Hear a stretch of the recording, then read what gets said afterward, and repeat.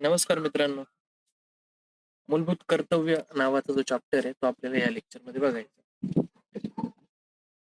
खरं तर एक छोटा चॅप्टर आहे. जसं फंडामेंटल राईट्स इतका मोठा नाहीये. हा छोटा चॅप्टर आहे पण महत्वाचा आहे. तर आपण सुरुवात करूया मूलभूत कर्तव्यांना. मूलभूत कर्तव्य कोणती समिती आहे? कोणती समिती आहे ज्या समितीने मूलभूत कर्तव्यांचा समावेश करण्याची शिफारस केली? तर सरदार स्वर्णसिंह समिती नावाची एक समिती होती. 1976 या सालामध्ये तिची स्थापना झाली होती. कोणत्या समितीने मूलभूत कर्तव्यांचा समावेश केला असा प्रश्न तुम्हाला विचारणार. आणि सरदार सिंह समितीच्या शिफारसीवरून 1976 ची ही समिती सरदार स्वर्णसिंह या समितीच्या शिफारसीवरून भारतीय राज्यघटनेमध्ये मूलभूत कर्तव्य ऍड केली. आपल्याला एक गोष्ट कळली पाहिजे बघा, ती अशी की मूळ घटनेमध्ये कर्तव्यांचा समावेश होता का? मूळ घटनेमध्ये कर्तव्यांचा समावेश नव्हता. हे कर्तव्य नंतर ऍड केलेत. आणि आपल्याला माहिती आहे राज्यघटनेमध्ये नंतर आपण जे ऍड करतो किंवा जे आपण काढून टाकतो त्यासाठी विशिष्ट घटना दुरुस्ती करावी लागते. आणि मग एक समिती स्थापन झाली, स्वरदार सिंह नावाची समिती. या समितीने मूलभूत कर्तव्य राज्यघटनेमध्ये ऍड करावीत अशी शिफारस केली. आणि म्हणून राज्यघटनेमध्ये नंतर 42वी घटना दुरुस्ती 1976 या 42व्या घटना दुरुस्तीने भारतीय राज्यघटनेमध्ये मूलभूत कर्तव्य ऍड केली. राज्यघटनेच्या भाग 4A मध्ये ही मूलभूत कर्तव्य ऍड केलेली आहेत. हा भाग 4A तुम्हाला विचारला जातो. भाग 4A मध्ये ही मूलभूत कर्तव्य ऍड केली 42व्या घटना दुरुस्ती 1976. फसवण्यासाठी तुम्हाला 44वी घटना दुरुस्ती ते देतील, पण ते 44नी नसून 42व्या घटना दुरुस्तीने त्यांचा ऍड केलेला आपल्याला पाहायला मिळतो. कोणत्या भागामध्ये ऍड केलंय? 4A नावाच्या भागामध्ये. कलम 51A मध्ये हे मूलभूत कर्तव्य ऍड केले. कलम 51A ऍड केलाय म्हणजे 42व्या घटना दुरुस्तीने भाग 4A ऍड केला, ज्यात मूलभूत कर्तव्य दिली. आणि त्यासाठी कलम 51A हा जो कलम आहे हा कलम ऍड केलेला आपल्याला पाहायला मिळतो. याच्यामध्ये गंमत अशी आहे, ज्यावेळेस 42वी घटना दुरुस्ती झाली होती ना बाळा, त्यावेळेस फक्त 10 कर्तव्यच ऍड केले होते. सध्याचा जर विचार केला तर सध्यासाठी भारतीय राज्यघटनेमध्ये टोटल 11 कर्तव्य आहेत. ती 11 पण जी स्वर्णसिंह समितीच्या 42व्या घटना दुरुस्तीनुसार राज्यघटनेमध्ये फक्त 10 कर्तव्य ऍड केले होते. मग हे 11वं कर्तव्य आलं कुठून हो? तर हे 11वं जे कर्तव्य आहे ते परत नंतर राज्यघटनेमध्ये ऍड केलेले आहेत. आणि हे कर्तव्य ऍड करण्यासाठी 86वी घटना दुरुस्ती 2002 साली केलेली आहे. आणि 86वी घटना दुरुस्ती करून राज्यघटनेमध्ये 11वं कर्तव्य ऍड केलं. आणि ते 11वं कर्तव्य कोणतं होतं? तर जे पालक आहे, आपण ऑलरेडी बघितलं फंडामेंटल राईट्स मध्ये ही घटना दुरुस्ती, जे पालक आहेत या पालकांनी त्यांचं जे अपत्य आहे त्या अपत्याला 6 ते 14 वर्ष वयोगट होईपर्यंत त्याला शिक्षणाच्या संधी उपलब्ध करून दिल्या पाहिजे. हे जे कर्तव्य आहेत पालकांसाठी, हे जे कर्तव्य आहेत हे 86वी घटना दुरुस्ती 2002 ने ऍड केलं. त्यासाठी 86वी घटना दुरुस्ती केली आणि मग हे 11वं कर्तव्य ऍड केलं. म्हणजे 10 जे सुरुवातीचे 10 कर्तव्य आहेत त्यासाठी 42वी घटना दुरुस्ती आहेत. आणि जे 11वं कर्तव्य आहेत त्या 11व्या कर्तव्यासाठी 86वी घटना दुरुस्ती आहेत. मग मूळ घटनेमध्ये कर्तव्य होते का हो? नाही, मूळ घटनेमध्ये कर्तव्य नव्हते. मग कोणत्या घटना दुरुस्तीने कर्तव्य ऍड केली? एक म्हणजे 42, तिने 10 कर्तव्य ऍड केले. आणि दुसरी म्हणजे 86, तिने 11वं कर्तव्य ऍड केलं. कोणत्या समितीने शिफारस केली होती? सरदार स्वर्णसिंह समितीने ती शिफारस केलेली होती. मूलभूत हे जे कर्तव्य आहेत या कर्तव्यामध्ये जसं आपण सरदार स्वर्णसिंह ती अभ्यासतो, त्याचबरोबर एक वर्मा समिती सुद्धा येते, जी वर्मा समिती 1999 रोजी स्थापन केली होती. मूलभूत कर्तव्यांच्या अंमलबजावणीसाठी मूलभूत कर्तव्यांची अंमलबजावणी करण्यासाठी करण्यात आलेल्या कायद्यांची ओळख करण्यासाठी, म्हणजे जे मूलभूत कर्तव्य ऍड केलेले आहेत त्याच्या अंमलबजावणीसाठी जे काही कायदे केलेले आहेत या कायद्यांची ओळख करण्यासाठी ही समिती ऍड केलेली होती. परीक्षेला प्रश्न येईल का? हो, ऑलरेडी आलाय. कधीची आहे ते पण पाठ करून ठेव. 1999 ही 76 ची आहे. तर कर्तव्यांसाठी जे काही कायदे केलेत त्या कायद्यांची ओळख करण्यासाठी, ते कायदे आपल्याला पटण्यासाठी, ओळख करण्यासाठी वर्मा समितीनुसार ही वर्मा समिती स्थापन केली होती.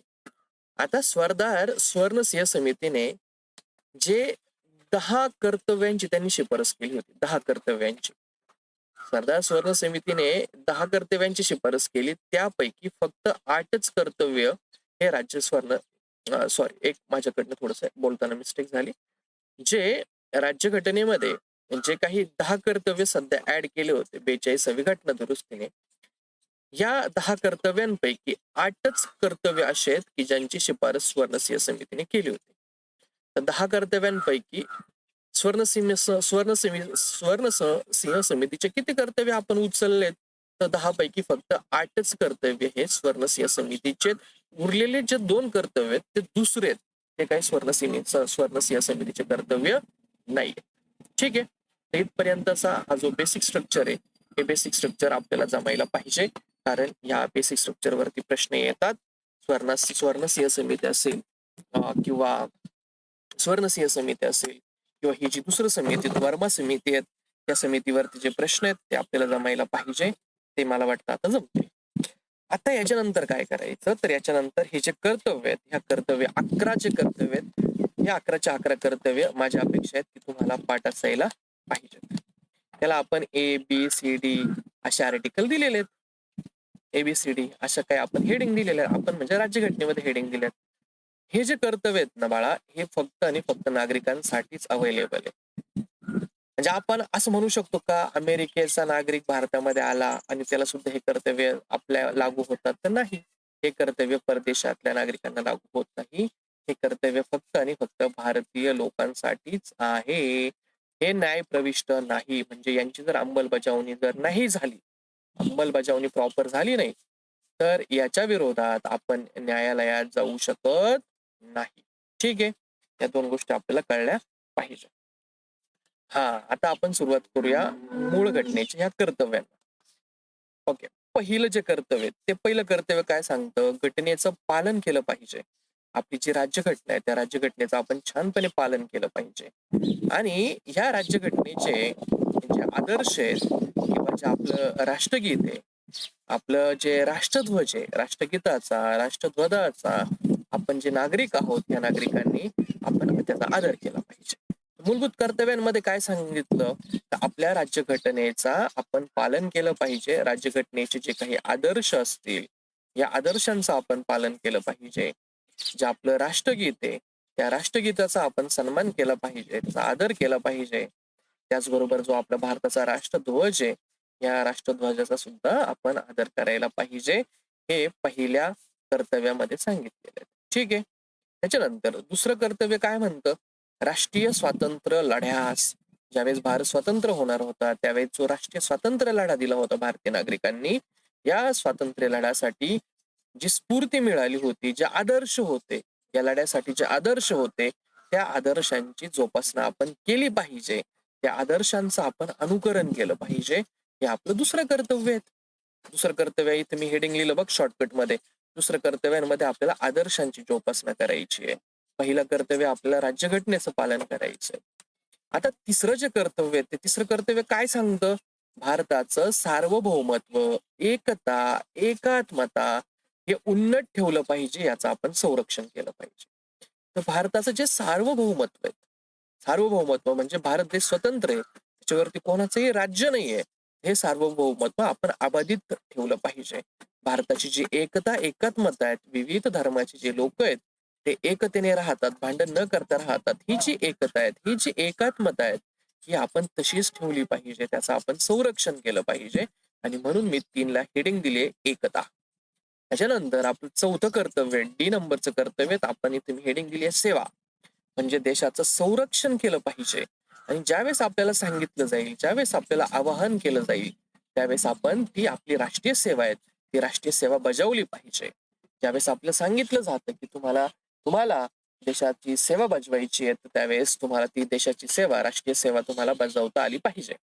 पण याच्यामध्ये सेवा बजावत असताना तुम्हाला काही सीमेवरती पाठवणार नाही, त्याच्यामध्ये लष्करी सेवेचा समावेश येत नाही. हे पाठ करून घ्या. सेवेमध्ये लष्करी सेवा येत नाही. तुम्हाला काही राष्ट्रीय सेवा बजावायला लावली म्हणजे चला पाकिस्तान बरोबर युद्ध झालं, चला सीमेवरती, असं ते तुम्हाला कर्तव्य सांगत नाही. यावरती बऱ्याच वेळा तुम्हाला फसवलं, त्यामुळे ते पाठ झालं पाहिजे. त्यानंतर 5वं जे कर्तव्य ते धर्माशी रिलेटेड आहे. या धार्मिक, भाषिक, प्रादेशिक जे भेदभाव आहेत, धार्मिक भेदभाव आपण नाही केला पाहिजे, आपण भाषिक भेदभाव नाही केला पाहिजे, आपण प्रादेशिक भेदभाव नाही केला पाहिजे, आपण या भेदाच्या पलीकडे गेलं पाहिजे. आपण एकमेकांमध्ये बंधुभाव वाढीस लावला पाहिजे, बंधुभाव आपला वाढीस लागला पाहिजे. वेगवेगळ्या धर्माच्या लोकांमध्ये आपलं प्रेम निर्माण झालं पाहिजे, आपण भावाभावाची भावना निर्माण झाली पाहिजे, बंधुभाव निर्माण झाला पाहिजे. तू ह्या धर्माचा आहे, वेगवेगळ्या धर्माचं असलं तर हरकत नाही, बंधुभाव वाढीस लागला पाहिजे. आपण वेगवेगळ्या भाषा बोललो असलो तरी आपलं ते एकमेकांमध्ये आदर निर्माण झाला पाहिजे, बंधुभाव निर्माण झाला पाहिजे. आणि याच 5व्या कर्तव्यामध्ये जसं धर्माबद्दल सांगितलंय, तसं स्त्रियांबद्दल सुद्धा ज्या गोष्टी आहेत त्या 5व्या कर्तव्यामध्ये सांगितलंय. स्त्रियांच्या प्रतिष्ठेला उणेपणा आणणाऱ्या ज्या प्रथा आहेत त्या प्रथांचा आपण त्याग केला पाहिजे. महिला म्हणजे देशाचं सोनं आहे. महिलांच्या ज्या प्रथा आहेत, कुप्रथा महिलांच्या विरोधात आहे भारतामध्ये, या प्रथांचा आपण त्याग केला पाहिजे. जसं बघा, भूतकाळामध्ये इतिहासात जर आपण जाऊन डोकवलं, आपल्याला सती प्रथा नावाची कुप्रथा भारतामध्ये प्रसिद्ध होती. आणि सन 1828 मध्ये एक महत्वाचा इंग्रज अधिकारी आला, ज्याचं नाव होते लॉर्ड बेंटिंग. ह्या लॉर्ड बेंटिंग हा इंग्रज अधिकारी, ह्या इंग्रज अधिकाऱ्यांनी ही जी कुप्रथा आहे, ही सती प्रथा बंद करण्यासाठी विशेष प्रयत्न केलेत. आणि भारतामध्ये सुद्धा असे काही समाज सुधारक होते, ज्या समाज सुधारकांनी ही कुप्रथाचा नाश करण्यासाठी, ती संपवण्यासाठी विशेष प्रयत्न केलेत. या समाज सुधारकांमध्ये महाराष्ट्राचं प्रसिद्ध नाव येतं, जगन्नाथ शंकर शेठ. आणि त्याचबरोबर एक आवाज कोलकात्यापासून सुद्धा आला होता, आणि तो कोलकात्याचा जो आवाज आहे, तो आवाज या सती प्रथेविरुद्ध ज्या व्यक्तीने उठवला, अशा महान व्यक्तीचं नाव, अशा महान व्यक्तीचं नाव काय होतं ते तुम्हाला सांगावं लागेल. तर त्या महान व्यक्तीचं नाव तुम्हाला आठवलं पाहिजे. त्या महान व्यक्तीचं नाव आहे राजाराम मोहन राय. बरोबर आहे का? राजाराम मोहन रॉय. तर हे जे राजाराम मोहन रॉय, हे नाव बरोबर आहे का हे तुम्ही मला सांगायचं. त्याचबरोबर साऊथ मधनं एक आवाज आला होता, आणि साऊथ मधनं अय्यर नावाचे जे व्यक्ती होते, त्या अय्यर नावाच्या व्यक्तीने या सती प्रथेविरुद्ध आवाज उठवला होता. आणि मग राजाराम मोहन रॉय झाले, जगन्नाथ शंकर शेठ झाले, अय्यर झाले. साऊथ मधून अय्यर आहे, महाराष्ट्रामधनं जगन्नाथ शंकर शेठ, कोलकात्यामधनं राजाराम मोहन रॉय, ह्या 3 लोकांनी आवाज उठवला. आणि बेंटिंग नावाचे इंग्रज अधिकाऱ्यांनी त्यांना मदत केली. आणि मग 1829 या सालामध्ये सती प्रथेच्या विरोधात एक महत्वाचा कायदा भारतामध्ये आला. तर ह्या स्त्रियांच्या प्रतिष्ठेला उणेपणा आणणाऱ्या ज्या प्रथा आहेत, त्या प्रथांचा त्याग केला पाहिजे, हे आपलं कर्तव्य आहे. आणि हे कर्तव्य आपल्याला 5व्या कर्तव्यामध्ये समाविष्ट केलं. तर 5वं कर्तव्य कशाशी संबंधित आहे रे बाळा? तर धर्माशी आणि स्त्रियांच्या उणेपणा आणणाऱ्या प्रथांशी ते संबंधित आहे. 5वं कर्तव्य, बरोबर. हा. आता इथं एफ आहे, म्हणजे आपलं आता हे 6वं कर्तव्य. 6व्या कर्तव्यामध्ये म्हटलंय आपल्याला, आपण आपली जी भारताची संस्कृती आहे, ती संस्कृती आपण जपली पाहिजे, त्या संस्कृतीचं आपण जतन केलं पाहिजे. आपल्या भारतामध्ये विविध संस्कृती असणारे विविध लोक भारतामध्ये राहतात. या भारताची वेगवेगळ्या प्रकारची जी संस्कृती आहेत, या पूर्ण वेगवेगळ्या प्रकारच्या संस्कृतीचं आपण जतन केलं पाहिजे, त्याचं संरक्षण केलं पाहिजे. हे आपलं 7वं कर्तव्य, 6वं कर्तव्य येतं. जी मध्ये आपलं 7वं कर्तव्य जे जी आहे, पर्यावरणाशी रिलेटेड आहे. पर्यावरणाचा आपण रक्षण केलं पाहिजे. पर्यावरण खरं तर देव म्हणजेच पर्यावरण आहे, पर्यावरण म्हणजेच देव, असं वैयक्तिक माझं मत आहे. या पर्यावरणाचं आपण संरक्षण केलं पाहिजे. जे वन आहेत, जे सरोवर आहेत, ज्या नद्या आहेत, या नद्यांमध्ये आपण घाण पाणी नाही टाकलं पाहिजे. केर, कचरा इत्यादी नद्यांपासून आपण संरक्षण केलं पाहिजे. सरोवरांचं संरक्षण केलं पाहिजे, वनांचं संरक्षण केलं पाहिजे. हे आपलं नागरिक कर्तव्य आहेत बाळा. हे नागरिक कर्तव्य आपलं 7वं कर्तव्यामध्ये आपल्याला समाविष्ट केलेले आहेत. त्याच्यानंतर पुढचं कर्तव्य येतं 8वं. आणि या 8वं कर्तव्यावरती बऱ्याच वेळा व्यक्ती चुकतात. 8वं कर्तव्य हे तुमच्या सायन्स रिलेटेड आहे. विज्ञाननिष्ठ दृष्टिकोन ठेवला पाहिजे. जसं अजूनही भारतामध्ये काही अंधश्रद्धा चालतात बघा. बाळ जन्माला येतं, 2-4 महिन्यांचं ज्यावेळेस होतं, त्यावेळेस त्याची दृष्ट काढली जाते. ही जी अंधश्रद्धा आहेत, ही अंधश्रद्धा आपण दूर केली पाहिजे आणि विज्ञाननिष्ठ दृष्टिकोन आपण आपल्या आचरणामध्ये आणला पाहिजे. विज्ञाननिष्ठ दृष्टिकोन आपण नेहमी ठेवला पाहिजे. अंधश्रद्धा आपण बाळगली नाही पाहिजे, हे आपल्या 8व्या कर्तव्यामध्ये समाविष्ट केले. आणि मग काय होतं, ह्या विज्ञाननिष्ठ दृष्टिकोनाबरोबरच आपण मानवतावादी दृष्टिकोन ठेवला पाहिजे. मानव म्हणून आपण जे इथिक्स आहे ते पाळले पाहिजे. दुसऱ्यांना मानव म्हणून वागणूक दिली पाहिजे. बरोबर. अजूनही भारतामध्ये काही ज्या महिला आहेत किंवा जी पत्नी आहे त्या पत्नीला हीनपणाची वागणूक दिली जाते, तिला मारलं जातं, झोडलं जातं, अन्याय केला जातो. या प्रकारच्या गोष्टी आपण नाही केल्या पाहिजे. मानव म्हणून तिला जे अधिकार आहे ते इथिक्स आहेत, इथिक्स आपण पाळले पाहिजे. शोधक बुद्धी नेहमी आपण बाळगली पाहिजे. शोधक बुद्धी म्हणजे आपण नेहमी काही ना काही संशोधन केलं पाहिजे, विचार करून आपण डिसिजन घेतले पाहिजे. हे आपलं 8वं कर्तव्य. विज्ञाननिष्ठ दृष्टिकोन, मानवतावादी दृष्टिकोन आणि शोधक बुद्धीचा आपण विकास केला पाहिजे. हे आपलं 8वं कर्तव्य. आपण 9वं कर्तव्यामध्ये दिलंय बघा, सार्वजनिक जी मालमत्ता आहे. सार्वजनिक मालमत्ता म्हटलं इथं तुम्हाला आयोग फसवतं आणि इथं तुम्हाला ते स्मारक हा शब्द देतं. स्मारक हा शब्द नाहीये इथे, हे नीट ध्यानात घे, हे पाठ कर. स्मारक नाहीयेत. जी सार्वजनिक मालमत्ता आहे त्या सार्वजनिक मालमत्तेचं आपण संरक्षण केलं पाहिजे आणि जो हिंसाचार आहे त्या हिंसाचाराचा आपण त्याग केला पाहिजे. हे आपलं 9वं कर्तव्य. ज्या पण सार्वजनिक जागा आहेत त्या सार्वजनिक जागांचं आपण 100% संरक्षण केलं पाहिजे. हे आपल्याला 9वं कर्तव्य सांगतो. आणि मग आपलं एक 10वं कर्तव्य येतं, राष्ट्र सतत उपक्रमाच्या सिद्धी गाठत राहील असं आपण प्रयत्न केले पाहिजे. सतत उपक्रम आणि सिद्धी म्हणजे राष्ट्र सतत डेव्हलपमेंट होत राहील. आपल्या कृती अशा असल्या पाहिजे, आपल्या वैयक्तिक कृतीमुळे देशाची नेहमी डेव्हलपमेंट झाली पाहिजे.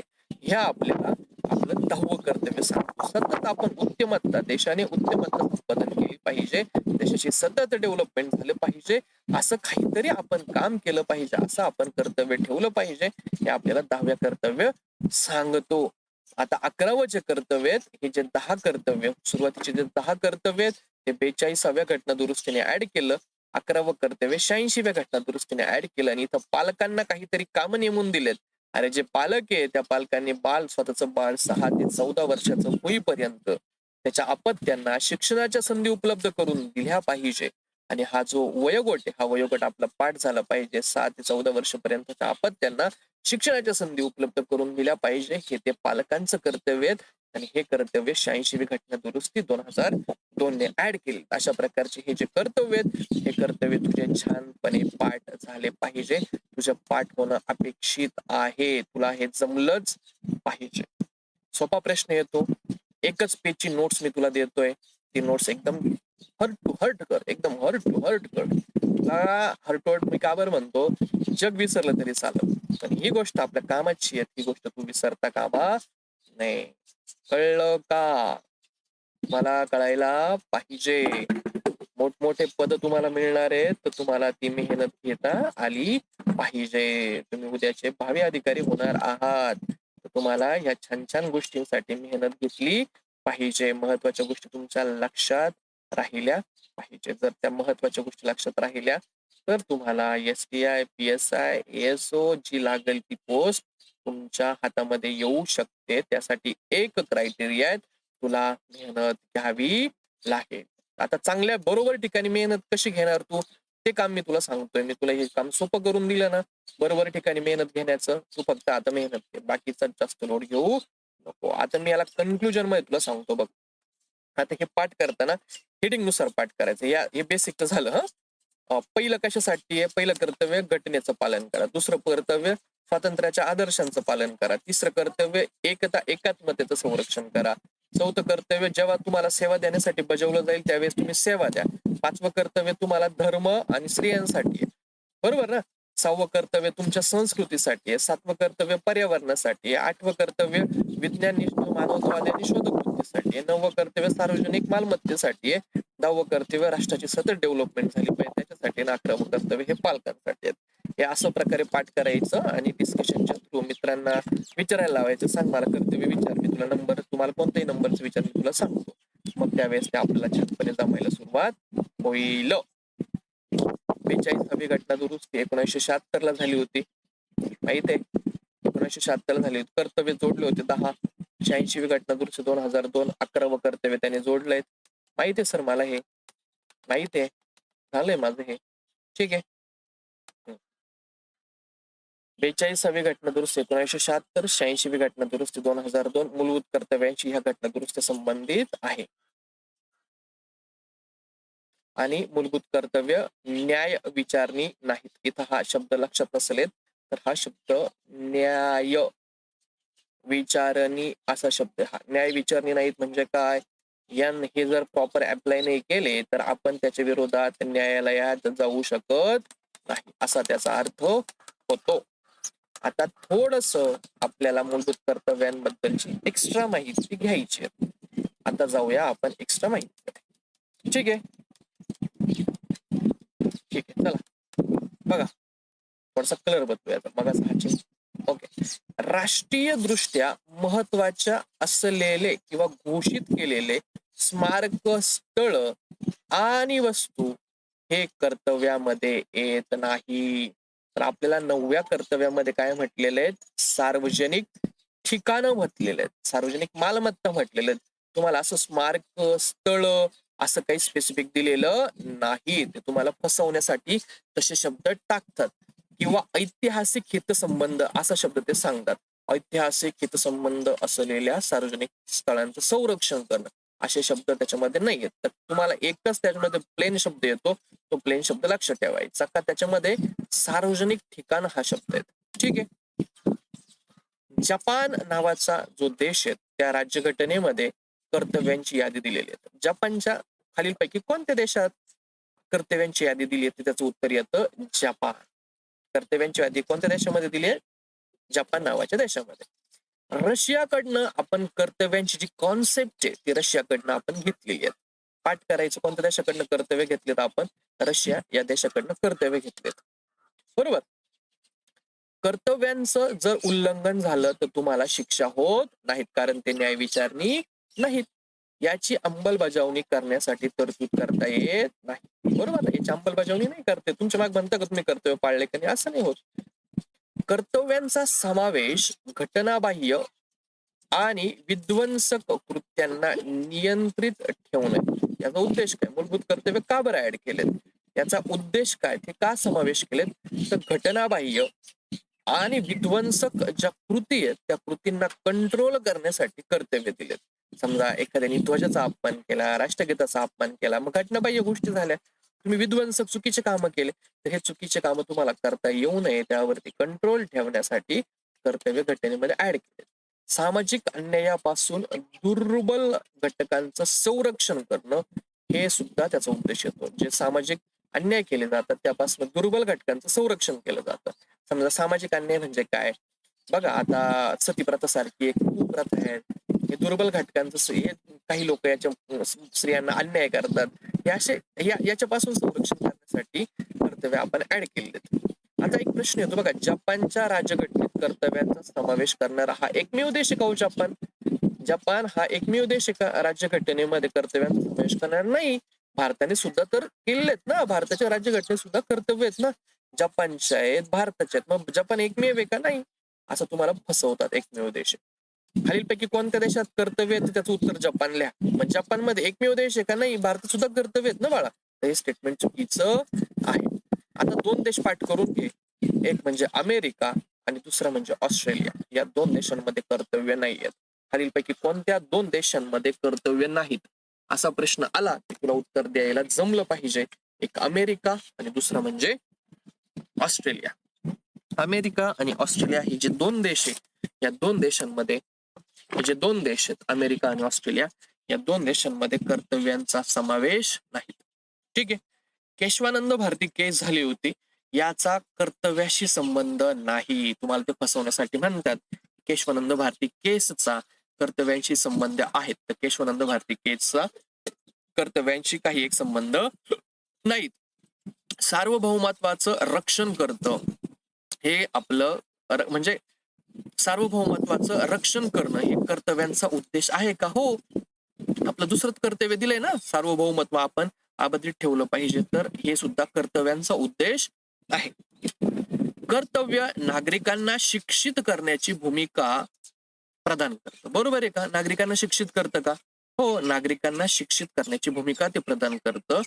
हक्क कर्तव्यासोबत निगडीत असलीच पाहिजे. कर्तव्य स्वतःहून लागू होत नाही. तर कर्तव्यांबद्दल ह्या 3 वेगळ्या बिट्स आहे. त्या बघ कशा? का कर्तव्य स्वतःहून लागू होतात का? नाही, कर्तव्य स्वतःहून लागू होत नाही. जसं आपल्याला मूलभूत हक्क आहेत, त्या मूलभूत हक्कांबरोबर आपल्याला कर्तव्य सुद्धा असलेच पाहिजे. नागरिकांना शिक्षित करण्याचं काम कर्तव्य करतात का? तर हो, नागरिकांना शिक्षित करण्याचं काम करतात. पाश्चात्य देशांमधच्या घटनेमध्ये कर्तव्य आढळून येत नाही. हे थोडंसं ऑड आहे, हे लक्षात ठेव. जे पाश्चात्य देश आहेत, त्यांच्या घटनेमध्ये आपल्याला सरासरी सहसा कर्तव्य पाहायला मिळत नाही. कर्तव्यांमध्ये कायद्याचा आदर करणं हे तुमच्या कर्तव्यांमध्ये आहे का? बालकांचं संरक्षण आहे किंवा खाजगीपणा आहे किंवा 8वी पर्यंत एज्युकेशन, याचा आणि कर्तव्यांचा काही एक संबंध नाही. हे तुला फसवायला देतात ते. कायद्याचा आदर करणं हे आपलं कर्तव्यांमध्ये आहे का? नाही. बालकांचं संबंधित काही कर्तव्य आहे का? नाही. बरोबर ना? खाजगी संबंधित काही गोष्ट आहे का? खाजगीपणाशी काही राईट टू प्रायव्हसी असं काही नाही. तू फंडामेंटल राईट्स मध्ये, कर्तव्यांमध्ये नाही. 8वी पर्यंत एज्युकेशन ते आपल्याला दिलंय का? 8वी पर्यंत एज्युकेशन. आता 8वीचं बाळ म्हणजे काय? 8वी, हा, ते तुम्हाला फसवण्यासाठी 8वी पर्यंतचं एज्युकेशन म्हणतात. 8वीचं एज्युकेशन. तर 8वीचं एज्युकेशनचा आणि कर्तव्यांचा समावेश नाहीत. या 3 कायद्याचा आदर करणं कर्तव्यांमध्ये नाही, बालकांसंबंधित कर्तव्यांसंबंध नाही, खाजगी कर्तव्यांसंबंध नाही, आणि 8वीचं एज्युकेशन कर्तव्यांमध्ये येत नाही. बरोबर?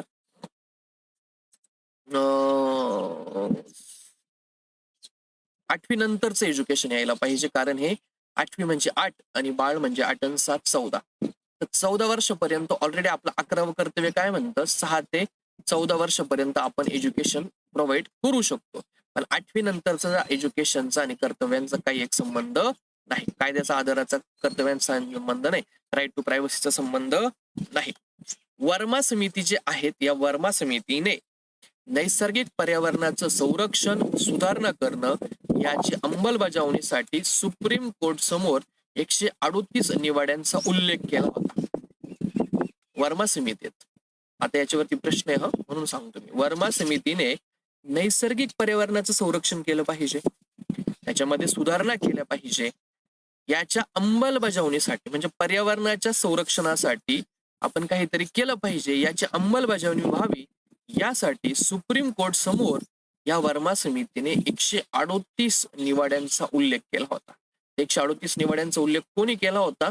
तर त्या वर्मा समितीने केलेला होता. हे आपल्याला लक्षात ठेवायचं आहे. ठीक आहे. हा, आता इथं बघू आपण. सुप्रीम कोर्टचे कर्तव्य बंधनकारक आहेत. सुप्रीम कोर्ट काय म्हणतं का कर्तव्य बंधनकारक आहेत, त्यामुळं राज्यानं देखील उद्दिष्ट प्राप्त करण्याचा प्रयत्न केला पाहिजे. बरं, याचा अर्थ नाही लक्षात येते.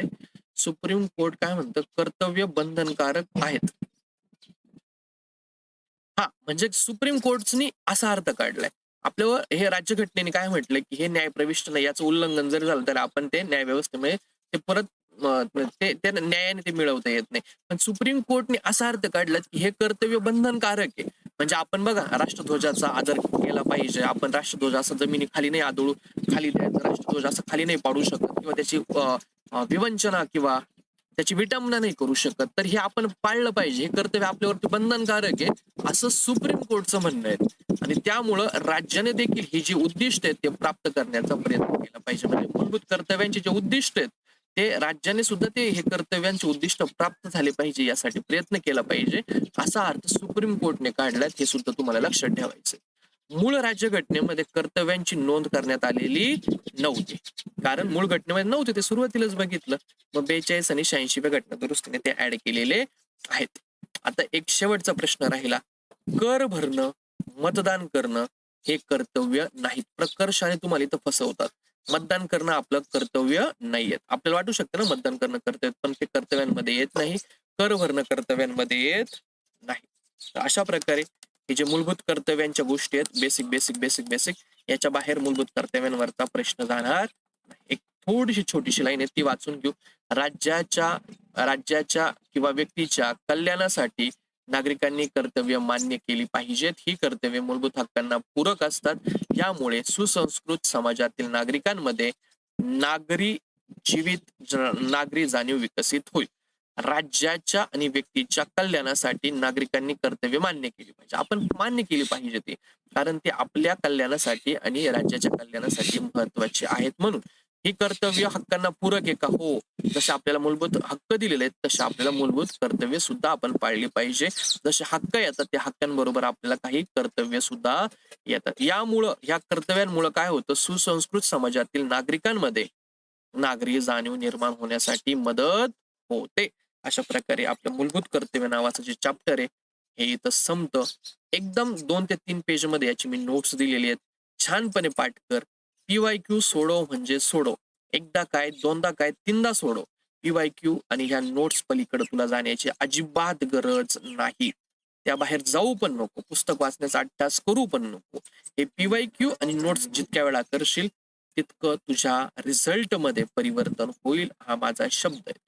तुझा वेळ वाचावा यासाठीच मी ही शॉर्ट मध्ये नोट्स तयार केलेली आहेत. ही नोट्स पूर्ण एक्झाम ओरिएंटेड मी बनवली आहे. पूर्ण एक्झाम ओरिएंटेड. प्रत्येक प्रश्नाचा एकदम बारकाईने अभ्यास केलाय आणि मग ही नोट्स मी बनवली आहेत. तर या नोट्स वरती ब्लाइंडली ट्रस्ट ठेव. 100% तुझे मार्क्स वाढतील. हा माझा शब्द. 100% मार्कांमध्ये इम्प्रुव्हमेंट होणार म्हणजे होणार. इम्प्रुव्हमेंट व्हावीच लागणार आहे, त्याला पर्याय नाही. इम्प्रुव्हमेंट 100% होईल म्हणजे होईल. याच्यावरती विश्वास ठेव आणि जास्तीत जास्त वेळ ह्या PYQ वरती आणि नोट्स पाठांतरावरती तू घाल. नाही रिझल्ट आला मग बघूया. माझं नाव तू बदलून टाक, आपण म्हणतो ना त्या प्रकारे. Thank you so much. काही गोष्टी कळल्या नसतील तर मला 7972185603 या नंबरवरती फोन करा. तुमच्या मदतीसाठी मी कधीही तयार असेल. Thank you so much.